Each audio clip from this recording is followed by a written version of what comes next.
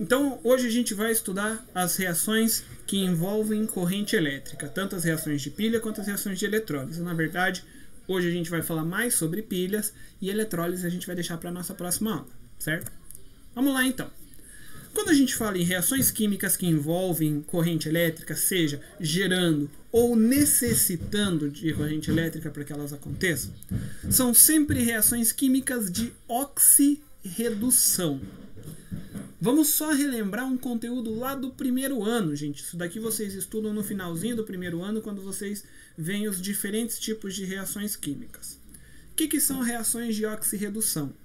Eu classifico uma reação química de oxirredução, ou reação de redox, simplesmente, como toda e qualquer reação química em que haja transferência de elétrons entre espécies químicas. Ou seja, que uma espécie química perca elétrons e doe esses elétrons para uma outra espécie química, tá? Todas as reações que envolvem a eletroquímica são reações de oxirredução, reações de ganho e perda de elétrons, tá? Numa reação de oxirredução sempre vão ocorrer dois processos. O primeiro é chamado de oxidação e o segundo é redução. A oxidação ocorre com a espécie química que perder os elétrons, ou seja, que tiver mais elétrons antes da reação química ocorrer e depois que ela aconteça passe a ter menos elétrons. E a redução ocorre com a espécie química que ganha os elétrons, que passa a apresentar uma quantidade de elétrons maior do que ela tinha antes da reação química se processar. Certo? Então é assim que a gente vai entender uma reação de oxirredução. Toda reação química em que haja transferência de elétrons entre duas espécies, onde ocorrem dois processos, oxidação e redução. A oxidação é a perda e a redução é o ganho de elétrons. Como que eu vou saber qual é a reação química, qual é a espécie química que ganha ou que perde elétrons numa reação de oxirredução? Tá, gente?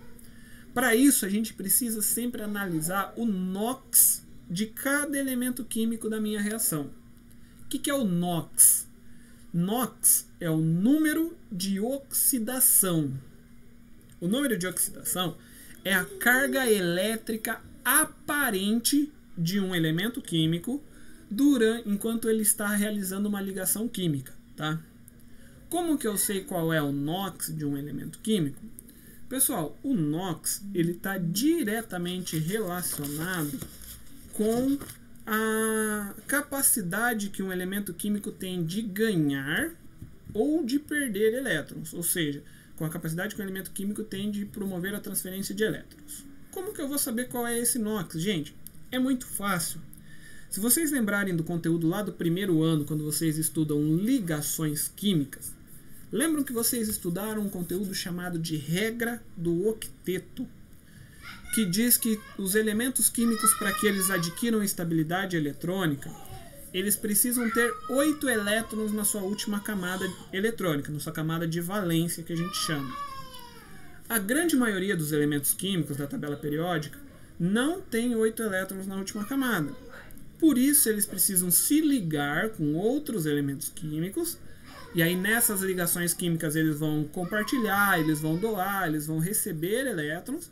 E aí aquela carga elétrica aparente ela é atingida. Aquela ficar com 8 elétrons na última camada eletrônica, ele é atingido, que é atingir o que a gente chama lá então de estabilidade eletrônica. Tá? Como que eu descubro qual é o NOx de um elemento químico? É só olhar a tabela periódica. Tá? Lá na tabela periódica a gente tem, geralmente, vai aparecer na tabela periódica uma informação onde tem o quadradinho do elemento químico. Nesse quadradinho do elemento químico, do lado direito tem um numerozinhos que formam uma coluna com numerozinhos, tipo 2, 8, 16 e 2, vamos supor. Esses números são a distribuição dos elétrons de acordo com as camadas eletrônicas. O último numerozinho que tiver mais embaixo é a quantidade de elétrons que está na última camada eletrônica. E aí, como que eu vou saber qual é o NOx a partir desse último numerozinho? Para eu descobrir qual é o NOx a partir desse último numerozinho que vai aparecer ali, é só a gente ver o seguinte. Se esse último numerozinho for 1, quer dizer que o NOx do elemento químico é mais 1. Se esse último númerozinho for 2, o NOx do elemento químico é mais 2. Se ele for 3, o NOx do elemento químico é mais 3. Se ele for 4, o NOx pode ser tanto mais 4 quanto menos 4. Se esse último número for 5, que significa que ele tem 5 elétrons na última camada eletrônica, o NOx do elemento químico é menos 3. Se esse número for 6, o NOx é menos 2, 7 é menos 1 e 8 é 0. Tá? Mas existem alguns elementos químicos que podem ter variação do seu NOx quando eles fazem uma ligação química. Esses elementos químicos que podem mudar o seu NOx, que podem ter alteração no seu número de oxidação, são eles quem vão sofrer as reações de oxirredução. São eles quem vão sofrer as reações de transferência de elétrons. Tá? Como, por exemplo, vocês podem olhar essa reação química que está aqui no slide. Da amônia reagindo com oxigênio para formar o óxido nitroso e a água, a molécula de água. Se eu for procurar na tabela periódica, o NOx do H é mais 1. Tá? Do N é menos 3. E do O é menos 2. Tudo isso eu pego de informações vindas da tabela periódica. Tá? Hidrogênio é mais 1, N é menos 3 e o O é menos 2. Tá? Aí a gente tem aqui essa substância que é o NH3, que é a amônia. O NH3, gente, a gente vai fazer assim para determinar o NOx do nitrogênio que está aqui. Cada hidrogênio, o NOx é mais 1. Se eu somar, são 3 hidrogênios, cada um com NOx mais 1, vai dar mais 1, mais 2 e mais 3, porque são 3 hidrogênios. A carga elétrica total da molécula do NH3 tem que ser sempre igual a 0. Se a carga elétrica dos hidrogênios, dos 3 hidrogênios juntos dá mais 3, então do nitrogênio sozinho tem que ser o suficiente para neutralizar essas 3 cargas positivas. Por isso tem que ser menos 3 aqui. Então a carga elétrica do N aqui é menos 3 e do H é mais 1. Aqui, por que o oxigênio está 0, o NOx dele, o número de oxidação dele? Porque todo elemento químico que estiver sozinho, que não esteja ligado a alguma outra espécie química, nenhum outro elemento químico, o NOx dele sempre vai ser igual a 0. Tá? Toda vez que a gente tiver um elemento químico sozinho, como é o caso do oxigênio aqui, sempre o NOx igual a 0. Agora do outro lado aqui, no NO. O oxigênio, o NOx dele é menos 2, porque quando ele está fazendo ligação química, o NOx dele é sempre menos 2. E o N aqui, qual que tem que ser a carga elétrica dele? Se eu tenho um oxigênio com NOx menos 2, a carga elétrica do N tem que ser mais 2 para zerar a carga elétrica total do NO. Então, menos 2 do oxigênio, mais 2 do N, dá 0. Tá? E aqui, olha, na água, o hidrogênio é mais 1. Como eu tenho 2 hidrogênios, carga elétrica total é mais 2. O oxigênio tem que ser menos 2 para neutralizar toda a molécula. Agora a gente tem que, para eu saber quais são as espécies que sofrem oxidação e quais são as espécies que sofrem redução, eu preciso ver quais delas teve mudança, variação no NOx. Olha o nitrogênio aqui. Antes da reação química, o NOx era menos 3. Depois ele passou para mais 2. Significa então que teve um aumento no NOx do nitrogênio, de antes da reação para depois. Consequentemente, se aumentou o NOx do nitrogênio, do N, quer dizer então que ele sofreu o processo de oxidação. O N é a substância que sofreu a oxidação, porque no caso o NOx dele teve aumento. Já o do oxigênio, antes era 0 e passou para menos 2. Então diminuiu o NOx do oxigênio. Consequentemente, eu digo que o oxigênio sofreu o processo de redução, porque seu NOx diminuiu. No processo de oxidação, a substância perde elétrons. Então o N perdeu elétrons, por isso o NOx aumenta. Na reação de redução, o NOx ele diminui porque a substância ganha elétrons, tá? Então essa tabelinha que a gente tem aqui, ela resume bem o que é uma reação de oxirredução. Na oxidação, a substância perde elétrons e o seu NOx aumenta. Na redução, a substância ganha elétrons e seu NOx diminui. Aí a gente classifica aquela substância que sofreu a oxidação, aquela que está perdendo os elétrons, ela é chamada de agente redutor. Agente redutor. Ele sofre oxidação, mas é chamado de agente redutor. A substância que sofre a redução, ela é chamada de agente oxidante. Ela sofre redução, mas é chamada de agente oxidante porque é ela quem ganha, que promove, digamos assim, a perda de elétrons. E, consequentemente, é quem ganha os elétrons. Tá? Aí a gente vai falar, então, de pilhas. O que é uma pilha do ponto de vista químico, digamos assim? Antes de eu falar da pilha de Alessandro Volta, depois da pilha de Daniel e etc. Tá? Vocês entendem, vocês compreendem como uma pilha funciona para que ela possa gerar energia elétrica? Provavelmente não, vocês nunca devem ter visto isso. Mas toda pilha, ela é formada sempre por dois polos. Esses polos geralmente são metálicos. Esses polos metálicos, eles são feitos de materiais diferentes. Um dos polos é feito de um material, o outro é feito de outro material diferente. Dois metais distintos. E entre esses polos, geralmente existe uma solução, uma parte líquida, onde nessa solução existem íons que promovem a passagem de elétrons de um polo para o outro, seguindo sempre de um polo em direção ao outro através dessa solução. Tá? Toda pilha, a função dela é promover reações químicas que gerem corrente elétrica. Tá? Então, pilha é toda reação química que gera corrente elétrica. Mas como foi descoberto as pilhas, as primeiras pilhas? A primeira pilha ela foi inventada em 1800 por Alessandro Volta. Tanto é que hoje a gente mede a corrente elétrica em volts, em homenagem a Alessandro Volta, por ter sido o primeiro a descobrir reações em que envolvam a produção de corrente elétrica. Tá? Como era essa pilha produzida por Volta, por Alessandro Volta lá em 1800? O que ele fez? Aqui no lado direito do slide está a pilha que ele construiu e no lado esquerdo uma representação esquemática dessa pilha. O que ele fez? Ele pegou placas de cobre e de zinco. Ali na pilha do lado esquerdo, aqui no esqueminha, o cobre é a parte, a barrinha que está cinza, aliás, desculpa, que está laranjadinha, e o zinco é a barrinha que está cinza. E intercalou entre essas placas de cobre e zinco algodão embebido em uma solução eletrolítica.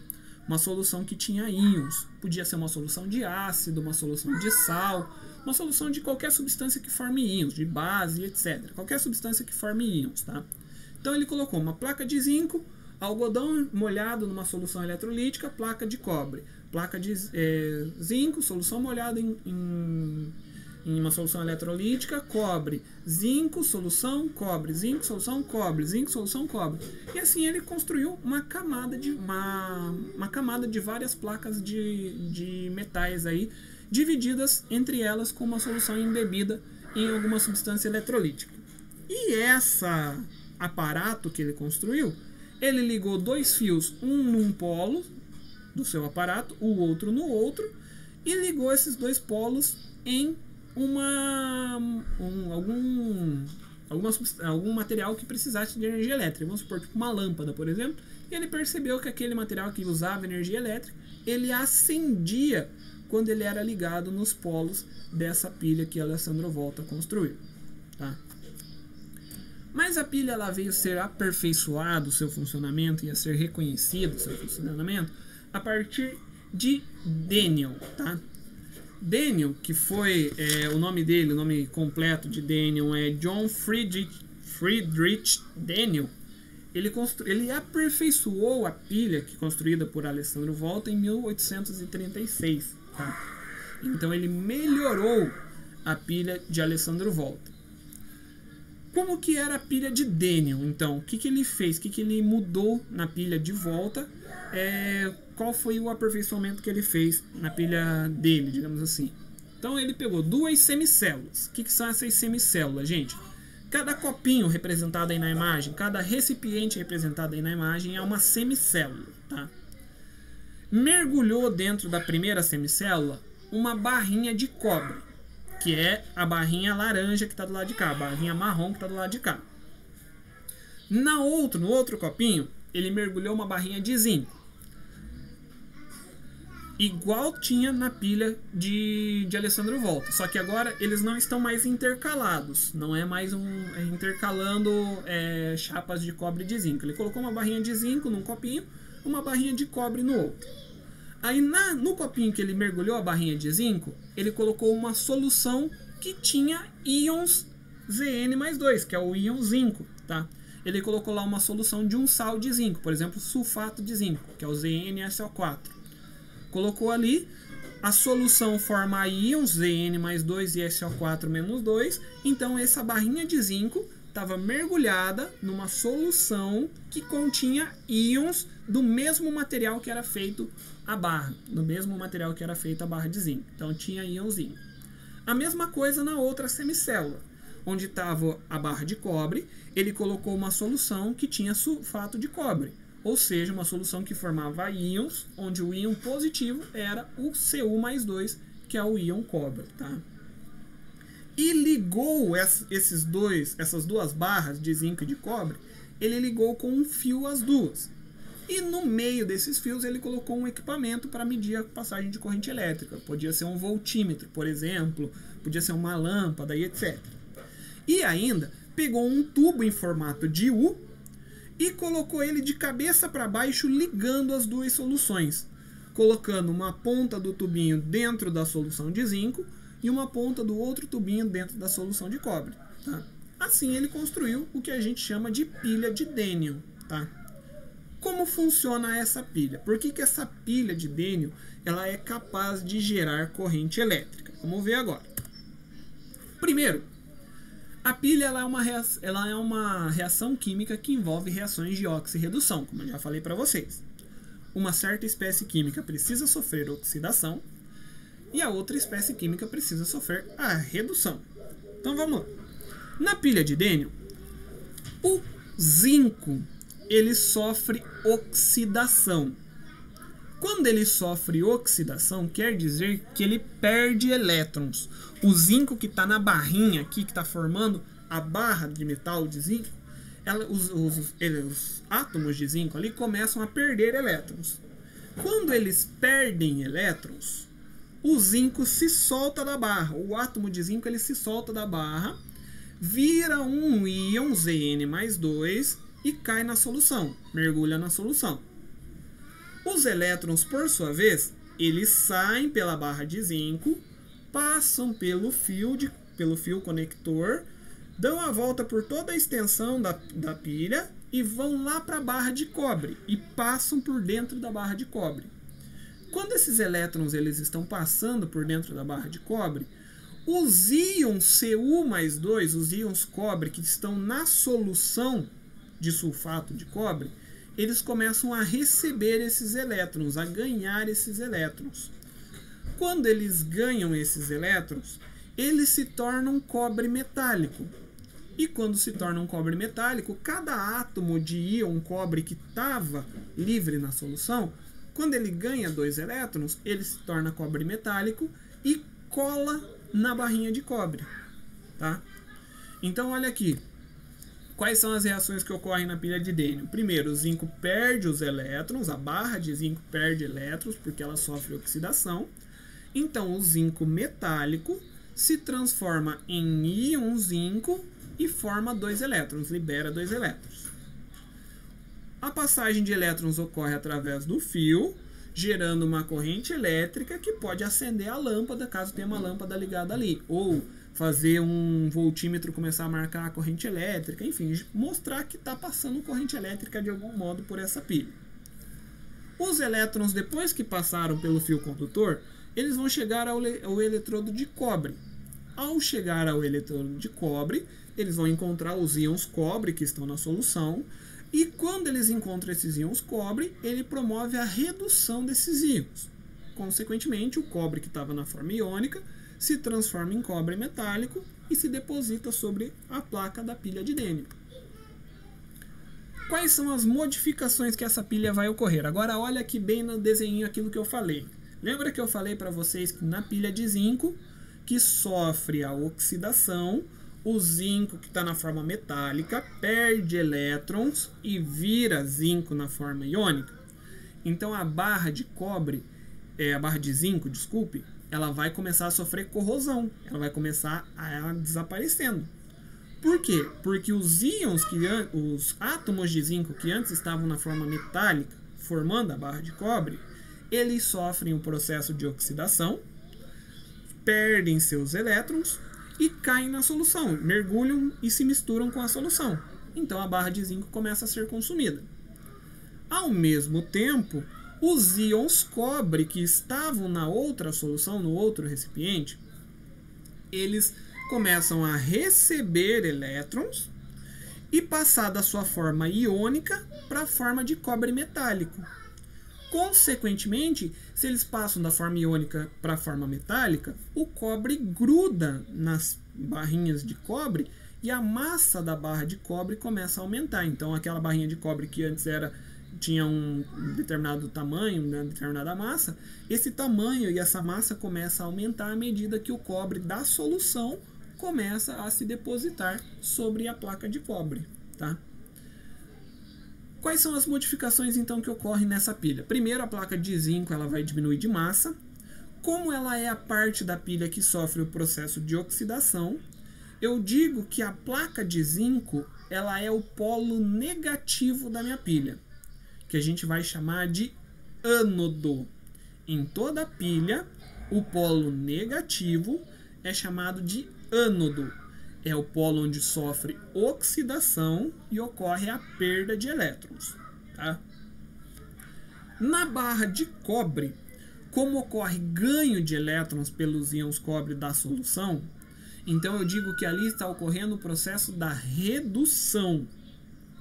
Se ali está ocorrendo a redução, a barra de cobre, no caso da pilha de Daniel, ela é o polo positivo, portanto chamada de cátodo, tá? Cátodo, polo positivo, é onde ocorre a redução, ou seja, o ganho de elétrons. Agora, que modificações que vão acontecer nas soluções? Já falei das modificações que ocorrem com as barras de zinco e de cobre. Na solução, o que ocorre de mudança? Primeiro, os íons zinco que estavam na solução, à medida que a placa começa a corroer e liberar íons zinco na solução, a concentração de zinco na solução do primeiro recipiente, onde está mergulhada a barra de zinco, começa a aumentar gradativamente, porque está sendo depositado mais e mais íons que estão vindo da barra de metal ali. Já os íons cobre presentes na solução que está mergulhada a barra de cobre, esses íons cobre eles começam a diminuir, porque eles recebem elétrons, se transformam em cobre metálico e grudam na barra de cobre metálico. Então a concentração de íons cobre diminui ao longo do tempo.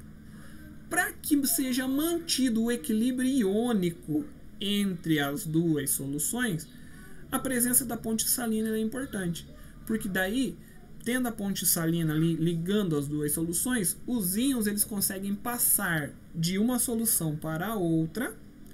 Consequentemente, passando de uma solução para a outra, esses íons eles promovem que o equilíbrio iônico seja mantido entre as duas soluções. Por mais que a concentração de zinco aumente na primeira solução e a de cobre diminua na segunda, permite passagem de íons negativos, íons SO4-2, entre uma pilha e outra, mantendo o equilíbrio iônico das duas soluções e permitindo que a reação ela aconteça. Durante quanto tempo essa pilha vai continuar gerando carga elétrica? Até que todo o ânodo seja consumido. Até que toda a placa de zinco seja consumida, aí não tem mais o zinco para sofrer a oxidação e aí, consequentemente, a pilha ela para de funcionar. Certo? Equação global da pilha de Daniel. Como que eu represento a pilha de Daniel numa forma de uma reação química de pilha, ou numa forma de uma reação de eletroquímica, que eu mostro quais são as reações de oxirredução que estão ocorrendo naquela pilha. Então, primeiro, lá no eletrodo de zinco, o zinco ele é sólido. Ao sofrer oxidação, esse zinco sólido vira íon zinco, Zn+2, e forma 2 elétrons. Depois, na outra célula, na outra semicélula da pilha, o íon cobre ganha 2 elétrons e ao ganhar 2 elétrons vira cobre metálico, tá? São as duas reações químicas que acontecem nessa pilha. Então eu posso determinar uma equação global da minha pilha. Uma equação global que represente as duas reações de oxidação e a reação de redução da minha pilha, tá? Como que eu determino essa equação global? O zinco forma zinco na forma iônica e perde 2 elétrons. O cobre iônico ganha 2 elétrons e forma cobre metálico. Vocês perceberam que tem 2 elétrons nas duas reações químicas? Na primeira reação química está do lado dos produtos. Na segunda reação química está do lado dos reagentes. Eu posso eliminar esses 2 elétrons e juntar as duas reações numa só. Ficando ali Zn sólido mais cobre na forma iônica, formando Zn na forma iônica mais cobre na forma sólida. Assim a gente representa resumidamente a reação química que define a pilha de Daniell, tá? A reação química que é apresentada nessa pilha de Daniell. E a gente pode usar um esquema geral para representar uma pilha de Daniell. Esse esquema geral a gente coloca como está embaixo ali. O zinco, porque Zn0, porque quer dizer que primeiro o zinco ele é metálico e depois de sofrer oxidação vira zinco iônico. O cobre ele era iônico, depois de sofrer a redução vira cobre metálico. E como que eu sei qual é o polo positivo e qual é o polo negativo de uma pilha? Agora, se a gente não mais estiver falando, se a gente não mais estiver se referindo à pilha de Daniell, vamos por uma outra pilha qualquer que seja formada por outros metais. Como eu sei qual é o polo positivo e qual é o polo negativo? Numa pilha normal, uma pilha como essa daqui, por exemplo, uma pilha como essa, a gente tem as marcaçõezinhas do mais, que é no caso aqui o cátodo, e o menos, que é o ânodo da pilha. Ou seja, o menos é onde ocorre, o caso aqui, as reações de oxidação, e o mais é onde vai ocorrer as reações de redução, tá? Mas se a gente está falando de pilhas de um modo geral, não estamos falando da pilha alcalina, que é essa que a gente usa em casa, como que eu determino qual é o polo positivo, qual é o cátodo ou qual é o ânodo da minha pilha? Para isso eu vou utilizar o que é chamado de potencial padrão de eletrodo. O potencial padrão de eletrodo é representado por esse E0, tá, gente?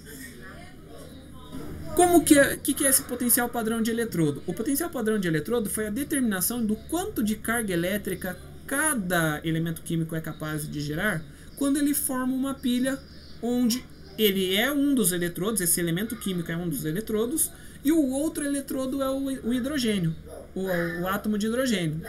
Então, para determinar o potencial padrão de eletrodo dos diferentes tipos de elementos químicos, foi utilizado o hidrogênio como eletrodo padrão, e o outro eletrodo, no caso, ou a outra parte da pilha, o outro polo da pilha, foi colocado diferentes tipos de metais e determinado qual é a capacidade de corrente elétrica que esse elemento químico gera. E aí, então, gerou-se o que é chamado de potencial de eletrodo padrão, ou potencial padrão de eletrodo, tá? Esse potencial padrão de eletrodo, ele é sempre chamado de potencial de redução, ou potencial de oxidação, tá? O que significa o potencial de redução e o potencial de oxidação? O potencial de redução, que é como está na tabelinha aqui, gente. Essa tabelinha vocês estão vendo aqui, ó, que está E0 RED. É o potencial padrão de redução. Quanto menor é o potencial padrão de redução, menor é a chance daquele elemento químico sofrer redução numa reação química. Quanto maior é o potencial padrão de redução, maior é a chance daquele elemento químico sofrer redução durante uma reação química. Tá? Esse potencial de eletrodo, então, gente, ele vai determinar a quantidade de volts, ou seja, a corrente elétrica que a pilha vai gerar, ou seja, a carga elétrica que a pilha gera. A diferença de potencial de eletrodo dos dois eletrodos, do elemento químico que forma o primeiro e do elemento químico que forma o segundo eletrodo, é o que determina a voltagem da nossa pilha. Tá? Aí, quando a gente pega a diferença de potencial padrão de eletrodo dos dois elementos químicos e subtrai esses dois potenciais padrões, a gente vai ter o que se chama DDP, que é a diferença de potencial da pilha, que é a voltagem máxima que essa pilha gera. Para a gente saber qual é a substância que sofre oxidação e qual é a substância que sofre redução, aquela que tiver maior potencial padrão de eletrodo de redução é a que sofre redução preferencialmente. A que tem o menor potencial de eletrodo é o que sofre oxidação, no caso aí de uma pilha, tá? A gente só precisa tomar cuidado, gente, que essa tabelinha que eu estou colocando aqui no nosso slide, ela representa o potencial de redução das espécies químicas. Muitos vestibulares dão lá o potencial de oxidação, não o potencial de redução. O potencial de oxidação, gente, é esses mesmos valores, só que com o sinal contrário. Por exemplo, lá no lítio, o potencial de eletrodo do lítio, o potencial de oxidação do lítio é mais 3,04. Tá? Do zinco, mais 0,76. Do Ag é menos 0,8. O potencial de oxidação é só mudar o sinal ali. Aí muda o nosso pensamento. O que é o potencial padrão de eletrodo de oxidação de um elemento químico? É a capacidade que ele tem de sofrer oxidação quando ele forma uma pilha. Quanto maior o potencial de oxidação, mais chances daquela substância sofrer oxidação numa reação de pilha. Tá? Se a gente pegar a pilha de Daniel ali, por exemplo, olha aqui, o zinco, o Zn mais 2. O potencial de redução dele é menos 0,76. Já o do cobre, que é o Cu mais 2 aqui de baixo, o penúltimo aqui, o potencial de redução dele é mais 0,34. Então o potencial de redução do cobre é maior do que do zinco. Significa que numa pilha formada por esses dois eletrodos, zinco e cobre, o zinco sempre vai sofrer oxidação e o cobre sofre redução por ter maior potencial de eletrodo. Tá? Por isso que na pilha de Daniel eu expliquei ali para vocês que o cobre sofre redução e o zinco sofre oxidação. Tá? Pessoal, como que a gente vai fazer então para determinar a diferença de potencial, ou seja, a carga elétrica que uma pilha é capaz de gerar? Vamos pegar como exemplo a pilha de Daniel. Vamos voltar aqui, ó, eu vou usar o PowerPoint para a gente poder falar aqui como é que é feita essa determinação. Vou fazer a apresentação da janela aqui para vocês, tá? Aqui, gente. Como que eu faço para determinar o DDP de uma pilha, então? A diferença de potencial, que é quanto de carga elétrica ela gera. O DDP, a diferença de potencial, é dado pelo potencial de eletrodo de redução da substância com o maior potencial, então vou colocar aqui, ó, entre parênteses, o maior, menos o potencial de redução da substância com o menor potencial de eletrodo. Tá? Essa é a equação que a gente usa para fazer a determinação da DDP de uma pilha. Vamos pegar, por exemplo, a pilha de Daniel. Esse exemplo aqui, ó, a pilha de Daniel, onde um dos eletrodos é a barra de zinco e no outro eletrodo é a barra de cobre. Olhando aqui, ó, na nossa tabelinha, o cobre, o potencial de eletrodo dele é mais 0,34, enquanto do zinco é menos 0,76. Tá? Então, como que a gente determina o DDP dessa pilha, a quantidade de carga elétrica que a pilha lá, que o Alessandro Volta desenvolveu lá em 1836, quanto de carga elétrica essa pilha é capaz de gerar? A gente vai pegar lá então, que o DDP, que é a diferença de potencial, ou chamado também de força eletromotriz, é igual potencial de redução do elemento químico que tem o maior, que no caso é o cobre, mais 0,34. Agora, menos o potencial de eletrodo do elemento químico que tem o menor, que é o zinco, no caso da pilha ali de na pilha de Dênio, que é menos 0,76. Agora, fazendo o DDP dessa pilha, mais 0,34. Agora a gente tem menos fora do parênteses e menos dentro do parênteses. Menos com menos dá mais. Portanto, somamos aqui, vai ficar o mais 0,76. Somando os dois potenciais de eletrodo, tanto do zinco quanto do cobre, vai dar 1,1 volts. Significa que esta pilha aqui, a pilha de Dênio, o potencial a força eletromotriz dela, a diferença de potencial entre os eletrodos, é de 1,1 volts. É essa carga elétrica aqui que a pilha de Dênio é capaz de gerar, o máximo que ela é capaz de gerar aí numa reação de oxirredução, certo? Pessoal, essa primeira parte aqui de pilhas, potencial de eletrodo, reações de oxirredução, força dos agentes oxidantes. Gente, essa parte toda aqui na apostila de vocês, ela trabalha ali até a página 10 da nossa apostila.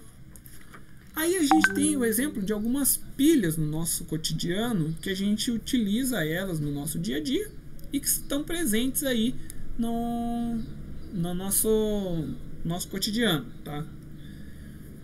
Exemplos de pilha, gente. O exemplo mais característico é aquela pilha comum, a pilha alcalina. Essa pilhinha aqui que a gente tem, que a gente usa em controles remotos, geralmente utiliza qualquer coisa que precisa gerar energia elétrica e que não vai na tomada, a gente usa essa pilha.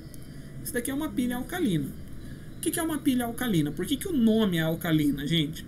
Primeiro de tudo, é porque a substância que está presente aqui dentro dessa pilha alcalina é uma substância básica, com característica básica. Por isso o nome pilha alcalina, tá? Porque ele tem uma base ali como solução eletrolítica, tá? As outras pilhas, existem pilhas secas, existem pilhas de combustível, existem baterias. Cada pilha, o que vai mudar nelas? O elemento químico que é usado como eletrodo e a solução que vai estar mergulhada esse eletrodo, a solução eletrolítica que vai formar esse eletrodo. É a única coisa que diferencia uma pilha da outra. O metal do qual é formado o eletrodo e a solução, tá? A única diferença que a gente precisa ver é no caso das baterias. As baterias, elas são formadas por cátodos e ânodos, onde existe a capacidade de reações reversíveis, reações que podem ocorrer em ambos os sentidos. Por isso a pilha ela pode ser recarregada, a bateria ela pode ser recarregada. Ela sofre consumo do ânodo à medida que ocorrem as reações de oxidação. Aí quando você liga na tomada, ocorre a reação contrária. Daí ao invés de ocorrer reação de pilha, passa a ocorrer eletrólise e aí o ânodo começa a ser refeito, a ser reformado. A pilha do celular funciona assim. A pilha do celular ela é feita de chumbo. O chumbo ele é o ânodo da bateria do celular. À medida que a gente vai usando o celular, esse chumbo que tem ali dentro, a placa de chumbo, vai sendo consumida, porque está ocorrendo essa reação de pilha ali dentro. Até que todo o chumbo tenha consumido, e aí a capacidade de gerar corrente elétrica da bateria do celular ela acaba. Quando a gente liga na tomada, no carregador, começa a ocorrer a reação de eletrólise, e aí todo o íon chumbo que foi mergulhado na solução que forma a bateria, ele passa a ganhar elétrons e a reformar novamente a placa de chumbo da bateria, refazendo toda aquela placa para que, assim, digamos, a bateria ela ganhe carga, ela volte ao habitual dela, tá? Pessoal, vamos lá.